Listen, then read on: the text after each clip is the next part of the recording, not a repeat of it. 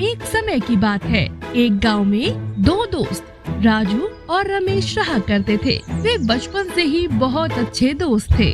वे जहाँ भी जाते साथ में जाते और हर काम साथ में ही करते थे। उनमें राजू बहुत ही होशियार और बहादुर था, लेकिन रमेश बहुत ही डरपोक और कमजोर था। एक बार वे खेलने के लिए जंगल की तरफ आगे बढ़ते हैं और वहीं जंगल की तरफ खेलना चालू कर देते हैं। जैसे ही वह खेल रहे होते हैं तो राजू को वहाँ एक सेबों से लदा एक पेड़ दिखाई देता है और वह रमेश से कहता है, रमेश देखो सेब का पेड़, चलो सेब खाते हैं। तभी रमेश उससे कहता है, अरे राजू, तुम्हें नहीं पता क्या वो पेड़ के बारे में? वो एक जादुई पेड़ है और जो भी उस पेड़ के पास जाता है तो फिर कभी वापस नहीं आता। अरे तुम भी क्या बकवास करते हो? भला उसके पास से कोई वापस क्यों नहीं आता? उसमें कोई भूत भूत रहता है क्या?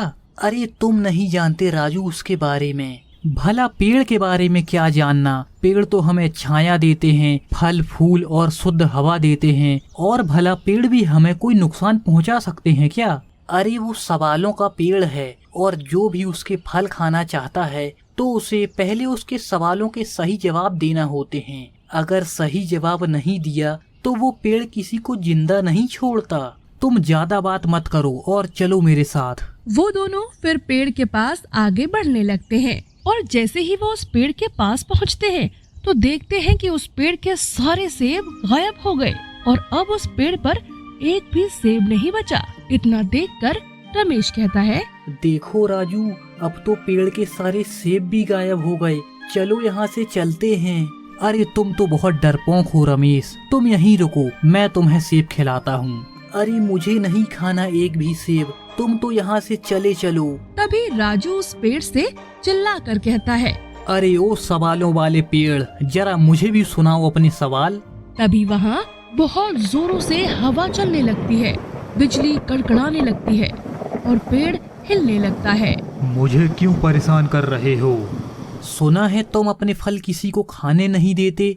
मैं तुम्हारे फल खाना चाहता हूँ। तुम मेरे सेब खाना चाहते हो? सोच लो, ये मेरे फल तुम्हारी जान भी ले सकते हैं। हाँ, मैंने सोच लिया। तुम मुझे और मेरे दोस्त को अपने फल दे दो और फिर हम यहाँ से चले जाएंगे। ठीक है, अगर मरना ही चाहते हो तो बताओ मेरे सवालों के जवाब। पेड़ का इतना कहते ही रमेश बुरी तरह घबरा गया और डर के मारे कांपने लगा। अरे बरखुरदार, और सोच लो, अगर सही जवाब नहीं दे पाए तो ये पेड़ अपनी जान ले लेगा।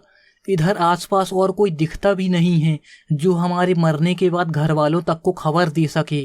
हाँ तो पेड़ पूछो, क्या पूछते हो? तो बताओ, इस हवा से भी तेज क्या है?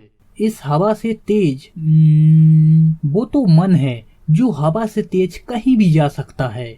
दूसरा सवाल, अगर मैं अभी तुम्हें और तुम्हारे दोस्त में से किसी को अपना गुलाम बनाना चाहूँ तो तुम क्या करोगे? पेड़ का इतना कहते ही रमेश के तो पसीने छूटने लगे और वह कहने लगा, अरे अरे, मुझे नहीं खेलना ये खेल, मैं तो जा रहा हूँ यहाँ से। तभी पेड़ कहता है, चुप कर मूर्ख, मैं प्रश्न तुम्हारे दोस्त से कर रहा हूँ, ना कि तुमसे। मैं खुशी खुशी तुम्हारा गुलाम बनना पसंद करूँगा, क्योंकि ये खेल मैं अपनी मर्जी से खेल रहा हूँ, ना कि अपने दोस्त के कहने पर। तो तुम मुझे अपना गुलाम बना सकते हो। राजू के इतना कहते ही वो पेड़ बहुत खुश हुआ और कहने लगा, तुम बहुत साहसी हो राजू, तुम्हारे सारे प्रश्नों के उत्तर सही हैं, तुम मेरे फल खा सकते हो। पेड़ के इतना कहते ही उस पेड़ पर सारे फल फिर से आ गए और फिर उन दोनों ने उन फलों को दबा कर खाया। इसके बाद वह दोनों घर की ओर चल दिए। रास्ते में रमेश ने कहा, अरे राजू, तुम तो बड़े अक्लमंद हो। और नहीं तो क्या रमेश, मैं रोज नई नई बुक्स जो पढ़ता हूँ जो हमें होशियार और अक्लमंद बनाती हैं, इसलिए मैं ये सब सवालों के जवाब दे पाया। तुम तो मेरे सच्चे दोस्त हो राजू। तो यह कहानी कैसी लगी आपको हमें कमेंट करके बताना ना भूलें और जल्दी से चैनल को सब्सक्राइब कर लें और बेल आइकन को भी दबा दें ताकि नई नई कहानियों की वीडियो आपको सबसे पहले मिल जाएं। मिलता हूँ नई कहानी के साथ।